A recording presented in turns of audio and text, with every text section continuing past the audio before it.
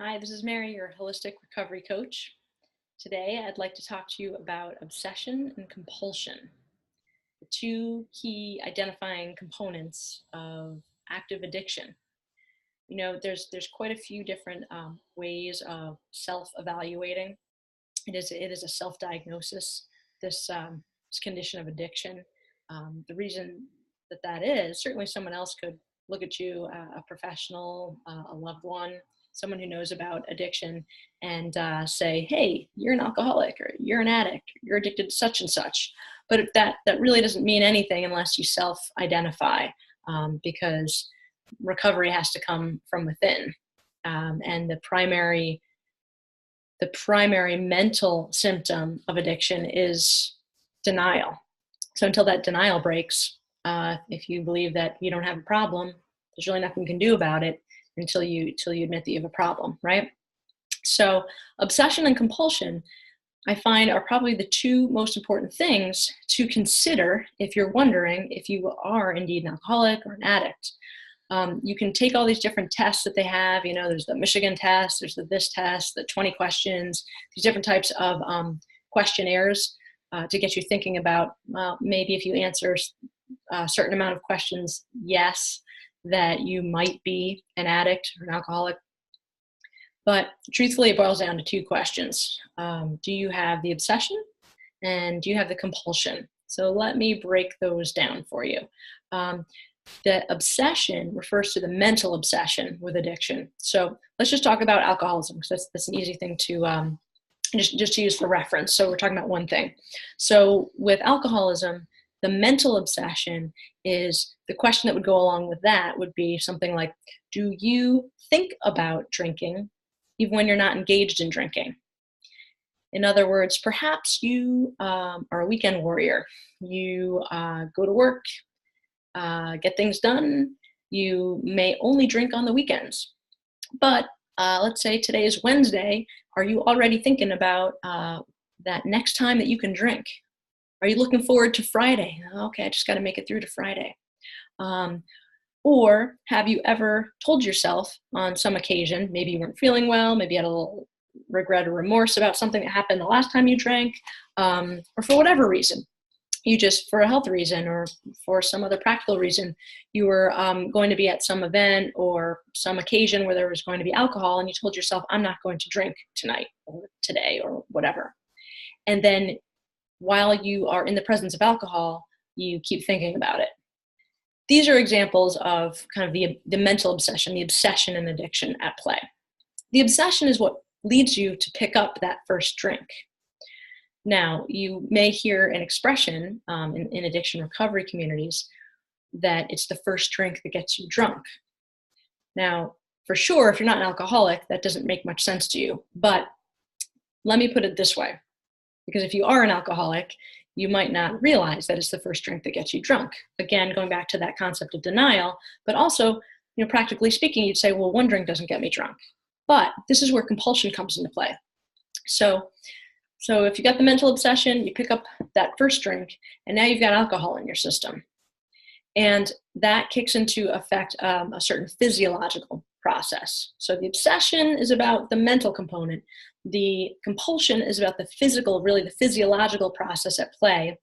With alcoholics, for example, when you consume alcohol, the way the body breaks it down is a little different than that of a non-alcoholic.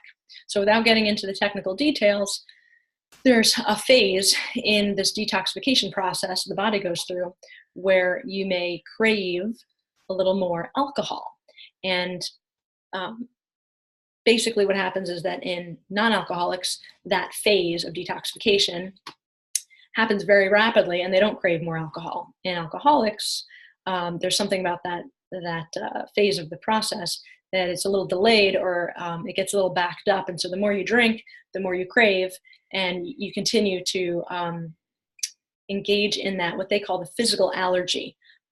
Physical allergy with drinking has to do with the compulsion, that you have this allergy, which it's like, even though it's bad for you, you crave more of it. Even though you've had enough, you keep drinking. So here's some questions that might help to know if you have that compulsion at play. The compulsion would be, let's say you're going out again. Let's say you're going out some occasion, and this time you tell yourself, I'm only going to have fill in the blank amount of drinks. I'm only going to have 2 drinks tonight, 3 drinks, whatever it is. I'm only going to have 4 drinks tonight, whatever it is, 1 drink. Yet once you go out, you end up having a lot more than you intended. And you didn't consciously make a choice to have more. It's just, you said, I'm only going to have X amount tonight, and then suddenly you had way more than that. Has that ever happened to you? Does that happen to you? Do you try to control the amount of drinks that you have, and yet you end up having more?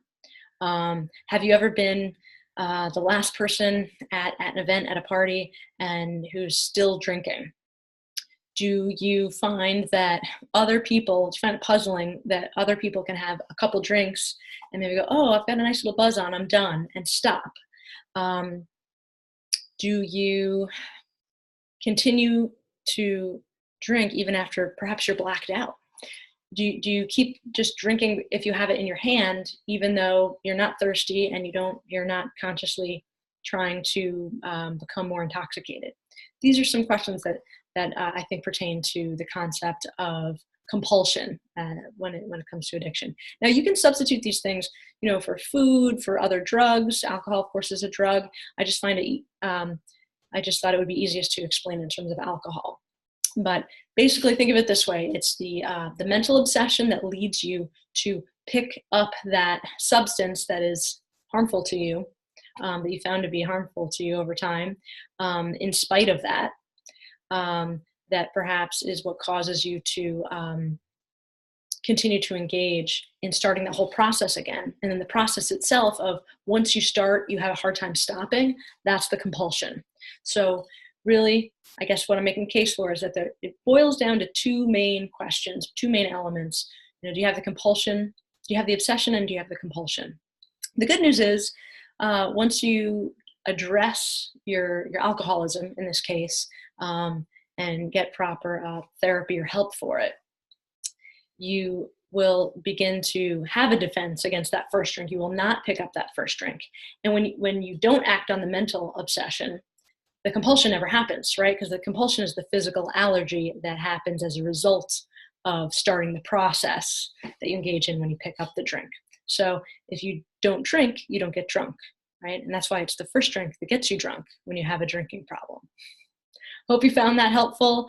John, I'm just speaking off the cuff, so if I missed any piece of the discussion and you want to contribute to it, please comment below. If you have questions, you want clarification, and you have other comments on this discussion, please, I invite you to use the comment section below.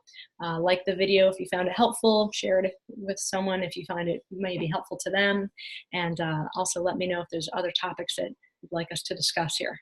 Thanks for tuning in. See you next time.